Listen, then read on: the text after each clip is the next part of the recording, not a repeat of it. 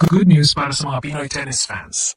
Isa na namang malaking spotlight moment ang paparating para kay Alexandra Ayala matapos mabunot laban sa isa sa pinakamalapit niyang kaibigan sa bagong generation ng women's tennis, si Eva Jovic, sa opening round ng French Open.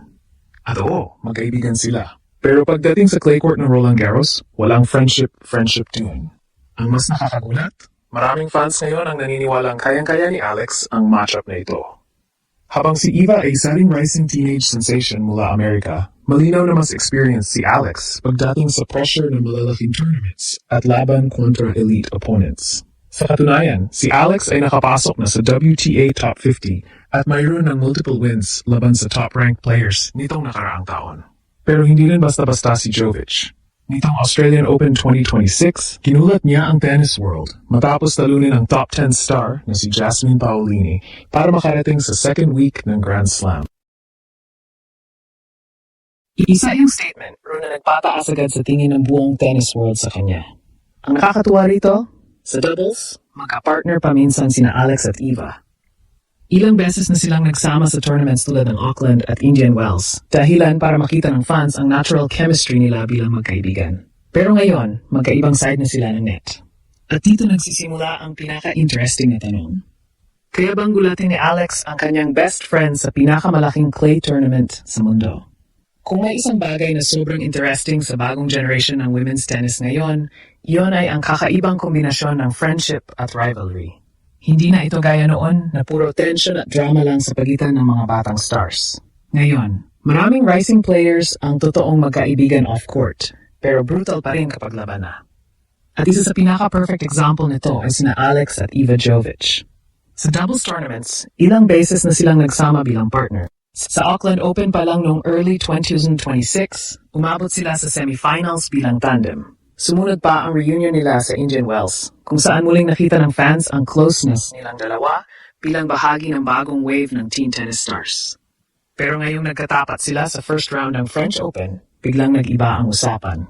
Dahil kahit magkaibigan sila, parehong gutom ang dalawang ito na magpakitang gilas sa clay courts ng Paris. At dito pumapasok ang pinaka-importanting comparison. Sa experience, malinaw na may edge si Alex. Ang 2026 season niya ay isa ng breakout continuation year matapos ang historic rise niya noong 2025.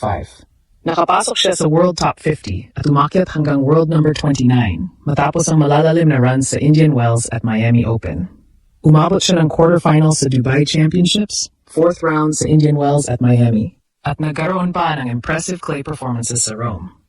Mas tested na rin si Alex laban sa elite competition. May mga panalo na siya laban sa top 20 at maging top 10 players. At higit sa lahat, sanay na siya sa spotlight pressure bilang kauna-unahang Filipina na tunay na sumabog sa highest level ng WTA Tour. Kaya pagdating sa emotional composure at handling big moments, maraming analistang naniniwalang lamang si Alex. Pero hindi rin dapat maliitin si Jovic. Dahil ang 18-year-old American ay isa rin sa pinakamabilis umangat ngayong taon. Sa Australian Open 2026, gumawa siya ng malaking ingay matapos talunin si Jasmine Paolini, isang top 10 player, para makarating sa round of 16. Umabot pa siya sa quarterfinals bago tuluyang mapatigil ni Aryna Sabalenka. At kung pag-uusapan ng pure power at aggression, doon dangerous si Eva. Mas explosive ang laro niya, mas aggressive tumira. Mas mabilis magdikta ng rallies kapag mainit ang kumpiyansa niya. Pero sa clay, doon nagiging malaking factor ang patience, movement at tactical IQ. At dito pumapabor ang maraming fans kay Alex. Dahil sa lahat ng surfaces, ang clay court ang isa sa pinakamagandang fit sa laro ni Alex. Mahaba siyang mag-rally, matalino gumamit ng angles, at komportable sa grinding points. Hindi siya madaling mataranta kahit humaba ang exchanges. Kaya habang nakikita ng buong tennis world ang matchup bilang friendly battle, maraming Pilipino ngayon ang naniniwala na ito na ang pagkakataon ni Alex para muling patunayan na kabilang siya sa tunay na future stars ng women's tennis. Ang pinakadelikadong parte ng matchup na ito para kay Alex ay hindi lang dahil talented si Eva Jovic, kundi dahil kilalang-kilala nila ang isa't isa. Kapag magkaibigan ng dalawang players, nawawala ang mystery factor. Alam mo kung saan komportable ang kalaban. Alam mo ang tendencies niya kapag pressured. Alam mo kung kailan siya nagiging aggressive at kung kailan siya nagdadalawang isip. At yun ang dahilan kung bakit posibleng maging sobrang emotional at tactical ang laban na ito sa French Open. Pero habang maraming fans ang excited sa best friend versus best friend storyline, mas interesting tingnan ang tunay na estado ng careers nilang dalawa ngayon. Sa momentum, lamang si Alex. Matapos ang breakthrough run niya noong 2025, tuloy-tuloy ang pag-angat niya ngayong 2026. Hindi na siya simpleng promising Filipina prospect lang. Isa na siyang legitimate WTA contender na regular ng pinag-usapan sa international tennis media. Sa ilang tournaments ngayong taon, pinakita niyang kaya niyang makipagsabayan hindi lang sa rising stars, kundi pati sa established veterans. At malaking bagay iyon sa Grand Slam environment. Dahil ibang klase ang pressure sa Roland Garros. Hindi sapat ang talent lang. Kailangan mo ng composure. Kailangan mo ng katawan na kayang tumagal sa long rallies. At higit sa lahat, kailangan mo ng emotional control kapag nagsisimulang maging chaotic ang match momentum. At dito pumapasok ang maturity ni Alex. Sa mga nakaraang buwan, kitang-kita kung paano siya naging mas kalmado sa big moments. Hindi na siya madaling mataranta kapag nalalamangan. Marunong na siyang mag-adjust mid-match. At mas disiplinado na siya sa shot selection kumpara noong mas bata pa siya sa WTA Tour. Samantala, si Iva Jovic naman ay isa pa ring malaking threat dahil sa fearless mentality niya. Kapag uminit ang laro niya, kaya niyang tapusin agad ang rallies gamit ang power baseline attacks. Isa siya sa mga players na kayang baguhin ang momentum ng laban sa loob lang ng ilang minuto. At yun ang klase ng explosiveness na laging dangerous sa early rounds ng Grand Slam tournaments. Pero dito nagiging critical ang clay court factor dahil ang clay ay hindi basta-basta sumusunod sa raw aggression lang. Pinaparusahan nito ang impatience. Pinapahaba nito ang rallies. At madalas, mas lamang dito ang players na marunong mag-construct ng points kaysa umasa lang sa mabilisang winners.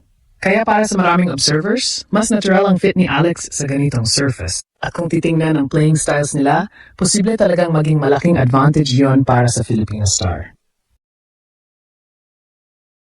Habang si Iva ay gustong pabilisin ang laro, si Alex naman ay komportable sa chess match style exchanges. Mahilig siya magbukas ng angles, gumamit ng topspin at dahan-dahang sirain ang rhythm ng kalaban. Sa clay, sobrang valuable ng ganitong klase ng tennis IQ. Pero higit sa tactics at rankings, may mas malaking dahilan kung bakit special ang laban na ito. Dahil simbolo ito ng bagong panahon sa women's tennis. Dalawang teenagers, dalawang magkaibigan, dalawang future stars na parehong sinusubukang gumawa ng pangalan sa pinakamataas na level ng sport. At para sa Pilipinas, napakalaking bagay na narito si Alex bilang isa sa sentro ng bagong generation na ito. Hindi na siya simpleng underdog story lang. Isa na siyang tunay na threat. Kaya habang mapapalapit ang first round showdown nila ni Iva Jovic sa French Open, isang bagay ang malinaw. Hindi lang ito laban ng magkaibigan. Posibleng ito rin ang simula ng isa sa pinaka-interesting rivalries sa future ng women's tennis.